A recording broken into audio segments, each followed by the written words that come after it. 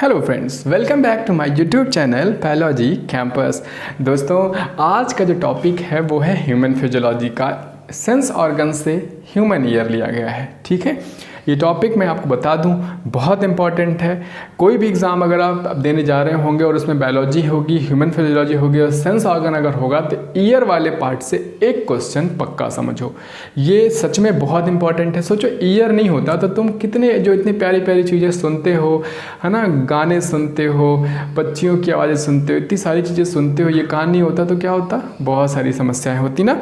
तो आओ जरा इन समस्याओं से हमको निजात है, हमको ये सारी समस्याएं नहीं है, इनमें हमारा ईयर हमको कैसे मदद करता है इसके बारे में जानेंगे कि हमारा ईयर दिखता कैसा है ना, उसके अंदर क्या क्या स्ट्रक्चर्स हैं, जानना चाहिए फॉर नॉलेज पर्पज़ और फॉर एग्ज़ाम पर्पज़। ठीक है, तो और ज़रा टॉपिक को शुरू कर लेते हैं कि क्या है ईयर। ओके, आओ देखो, सबसे पहली बात, हमारा जो ईयर है, ह्यूमन ईयर, वो 3 पार्ट से बना हुआ है। कितने पार्ट से? 3 पार्ट से बना हुआ है। ठीक है, जिसमें क्या क्या आता है? एक आता है एक्सटर्नल ईयर, मिडिल ईयर और इंटरनल ईयर।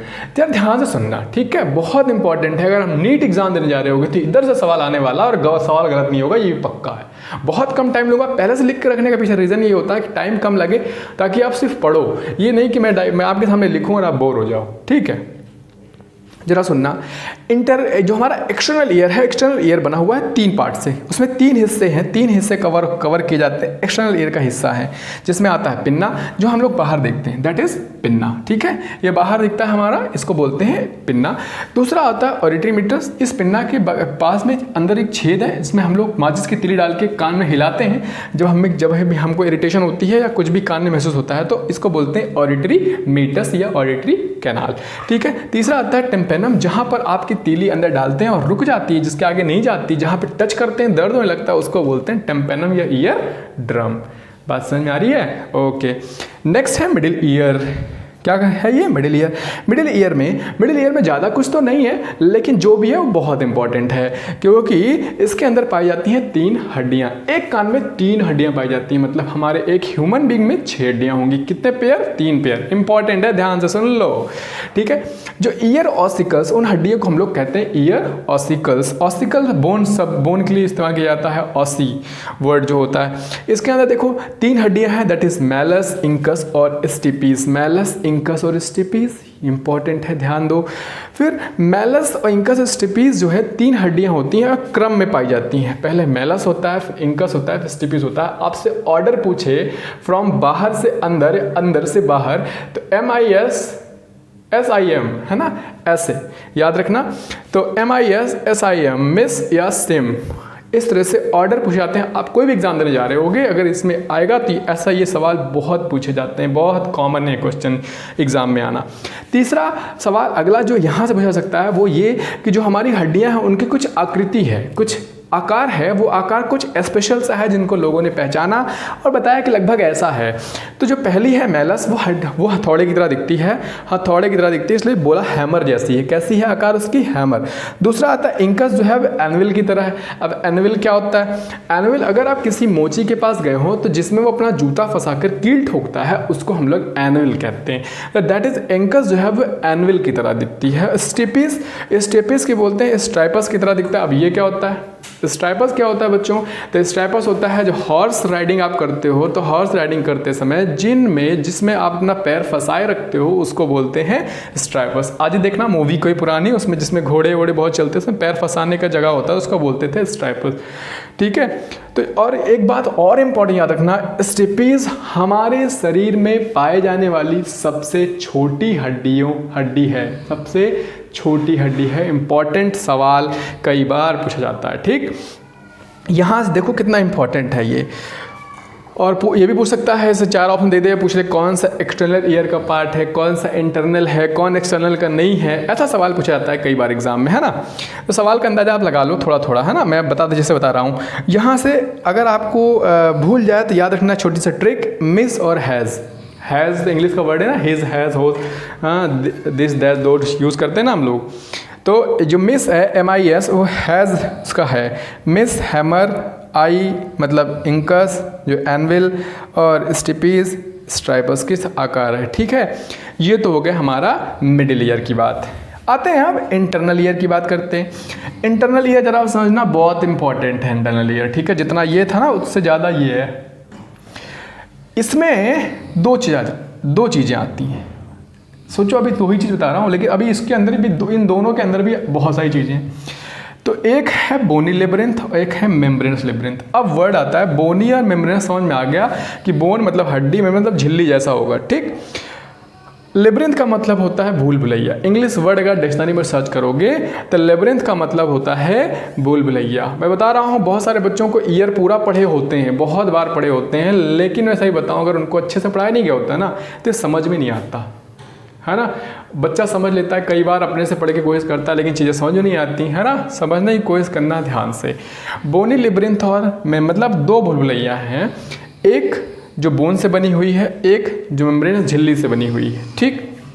इंपॉर्टेंट ये है कि ऐसा देखो कुछ ऐसी है, मैंने छोटा सा एक हिस्सा काट के मानो दिखाया है। तो ये बोनी है, बोनी लेब्रिंथ के बोनी है, ये बोनी पाइपलाइन है और उस बोनी पाइपलाइन के अंदर मेम्ब्रेनस पाइप है, झिल्ली वाली पाइपलाइन है।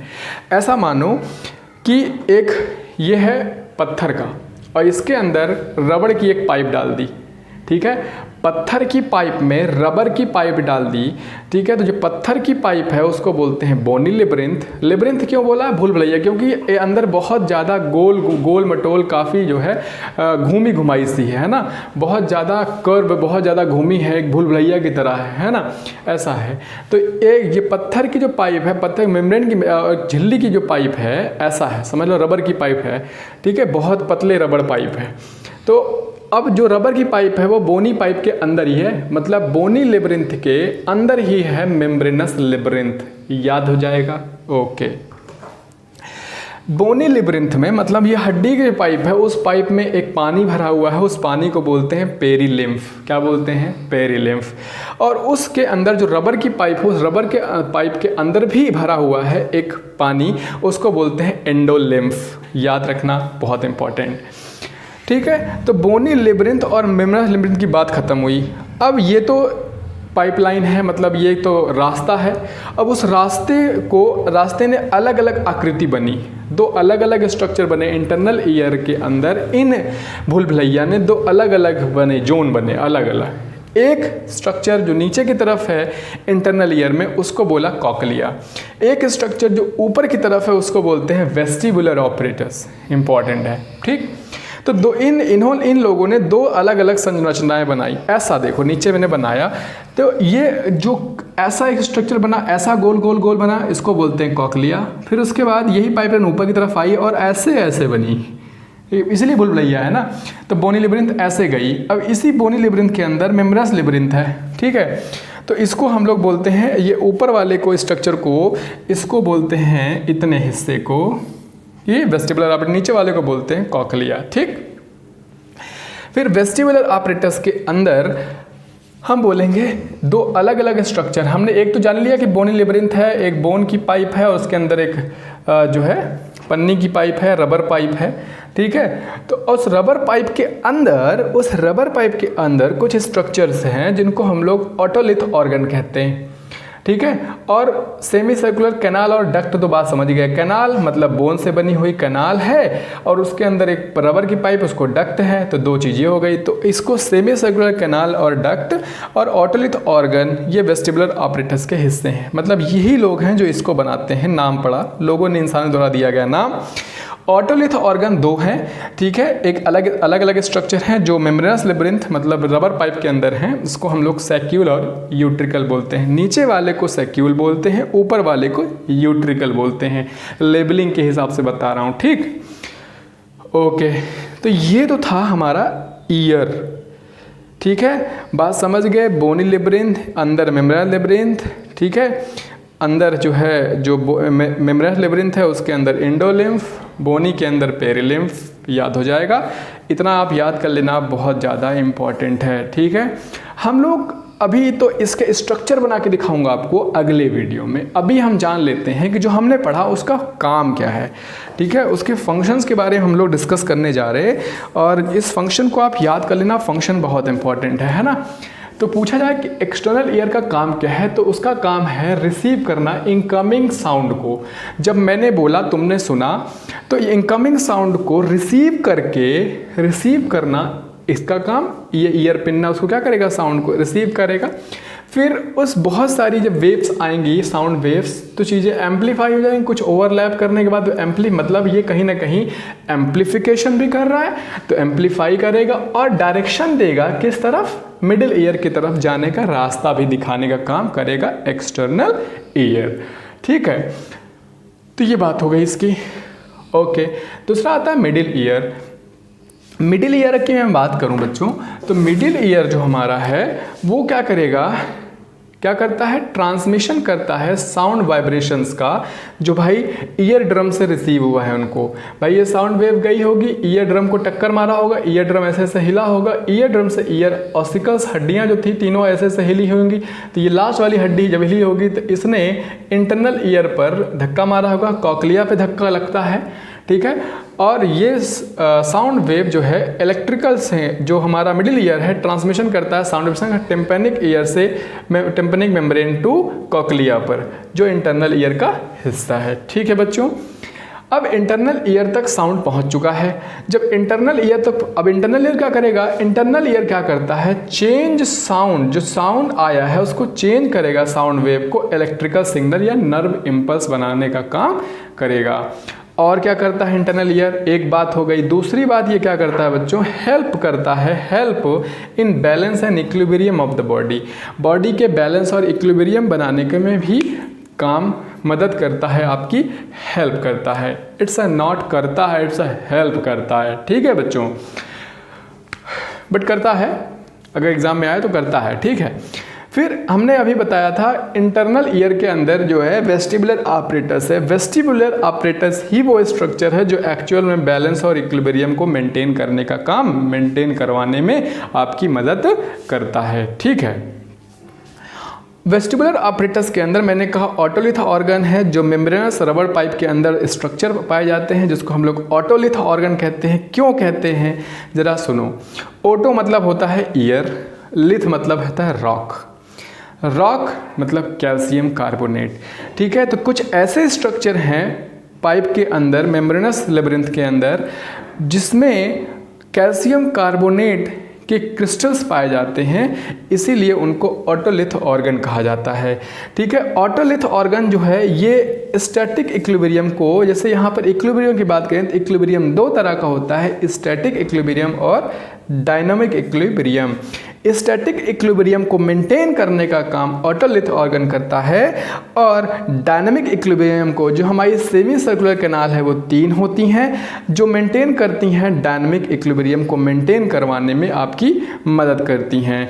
ठीक है, तो याद रखो जो हमारी सेमी सर्कुलर कैनाल है वो अलग 3 अलग अलग प्लेन पे है। एक ऐसी है, एक इस प्लेन में है, एक इस प्लेन में है और एक इस प्लेन में है। ठीक है, याद रखना 3 अलग, मतलब तीनों जो है सेमी सर्कुलर कैनाल वो परपेंडिकुलर टू ईच अदर हैं। ठीक है, तो आपसे अगर पूछा जाए कि एक ह्यूमन ईयर में कितनी सेमी सर्कुलर कैनाल हैं, तो 6 हैं।